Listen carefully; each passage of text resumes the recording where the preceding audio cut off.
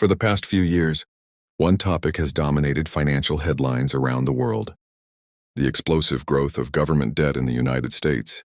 Today, interest payments alone have become one of the largest expenses of the federal government, and based on current projections, the situation is only going to get worse. New legislation, growing deficits, rising social spending, slowing tax revenue growth, these ingredients are pushing the U.S. deeper into debt at a record pace. Yet the U.S. is still considered a special case. It controls the world's reserve currency. It operates the deepest capital markets, and it holds unmatched global trust. But even then, reality is reality. The U.S. federal government today is the most indebted institution in human history, and there will eventually be a cost to pay. Whether that cost falls on future workers through higher taxes, on the entire population through inflation, or on future generations through economic instability, someone will shoulder the burden.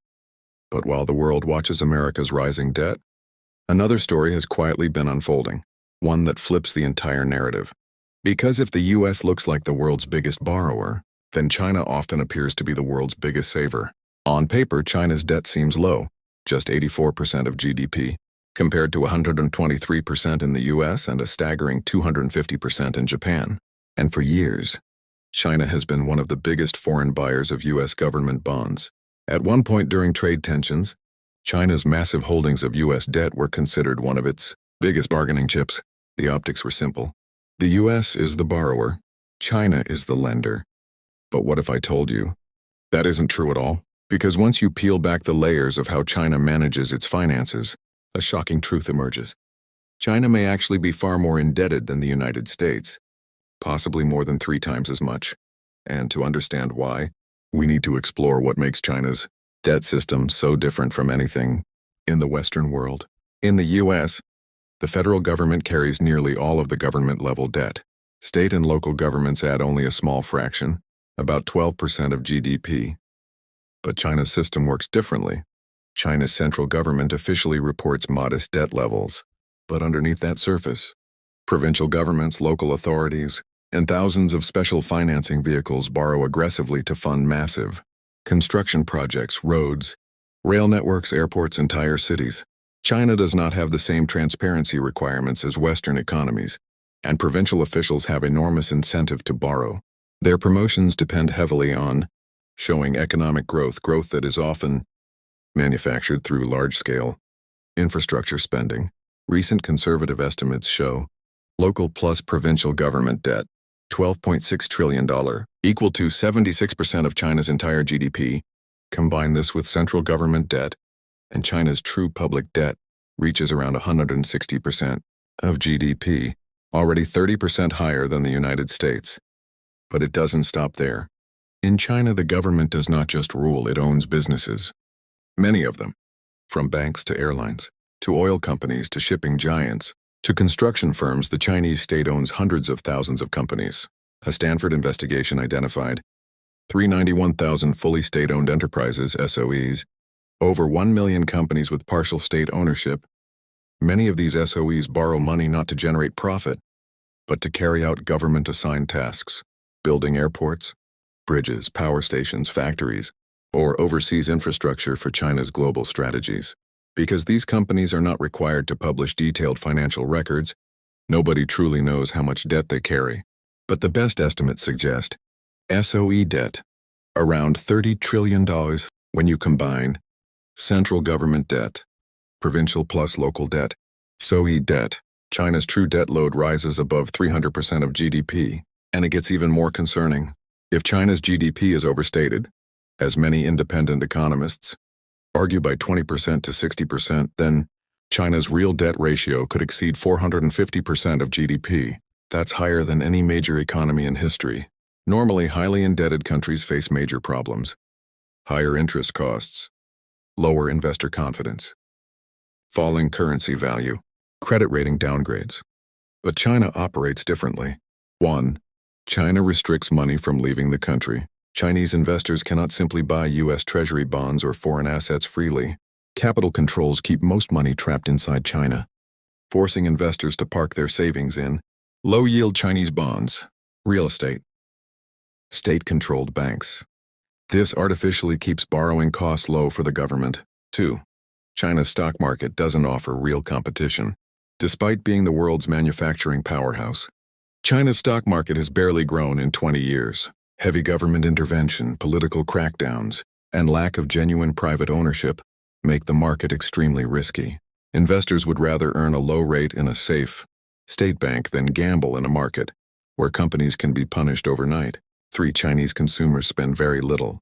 Household consumption is 39% of China's GDP, 68% in the US, 56% global average.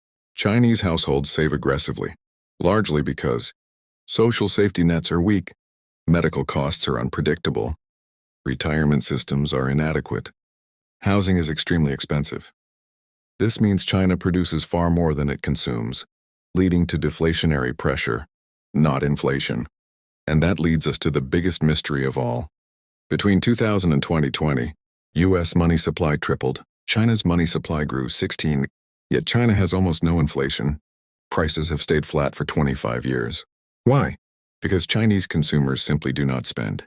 When households refuse to buy and businesses can't raise prices, inflation stays low, even with gigantic money printing. But low inflation comes with a cost: less incentive to invest, slower innovation, weak domestic demand, dependence on exports, fragile financial stability. China has artificially propped up economic growth through massive borrowing, huge construction projects, real estate speculation, state-directed investment.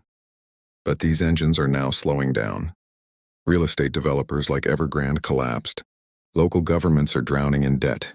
SOEs are unprofitable. Exports face global slowdown. China is pumping money into the system faster than ever, but consumers still aren't spending enough to ignite growth. Let's compare debt thresholds.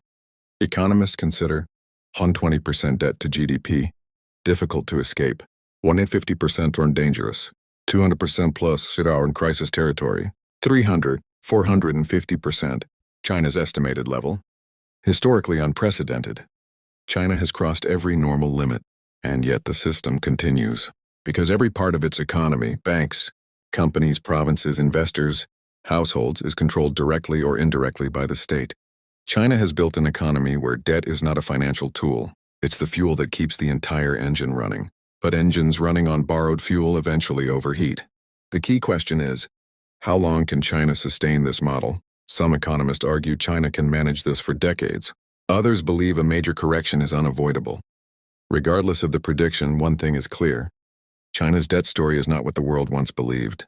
Behind the skyscrapers, bullet trains, megacities, and global investments lies a financial system more fragile than anyone expected. And as China and the US shape the future of global economics, understanding these hidden vulnerabilities has never been more important. China's debt explosion is directly tied to one of the strangest macroeconomic paradoxes in the modern world: massive money creation without massive inflation. In a normal economy, a 16-fold increase in money supply would be a guaranteed recipe for runaway price increases. But China's case works differently, and economists worldwide still debate why. One large factor is China's hyper-saver culture. Chinese households have an unusually high savings rate, consistently above 30% of disposable income. For decades, the average household diverted nearly every extra yuan into savings. Future security, healthcare, children's education, and most recently real estate. Money created by banks did not immediately translate into consumption because consumers simply weren't spending. Instead of chasing goods, the bulk of new liquidity flowed into local government financing vehicles, infrastructure projects, and the property market. That meant the supply of bridges, roads, and empty apartments increased far more quickly than the supply of groceries, clothing, and everyday consumer goods. As a result, consumer prices stayed flat, while property prices and the debt behind them quietly ballooned to historical extremes. Another factor is China's production capacity. Unlike many nations, China's factories are so efficient and so massive that they can rapidly increase production to match any surge in demand. Whenever there is upward pressure on prices, supply adjusts to neutralize inflation. It's the opposite of economies where bottlenecks cause shortages and price spikes. Finally, China maintains tight price controls on key sectors such as energy, Utilities, food staples, and transportation.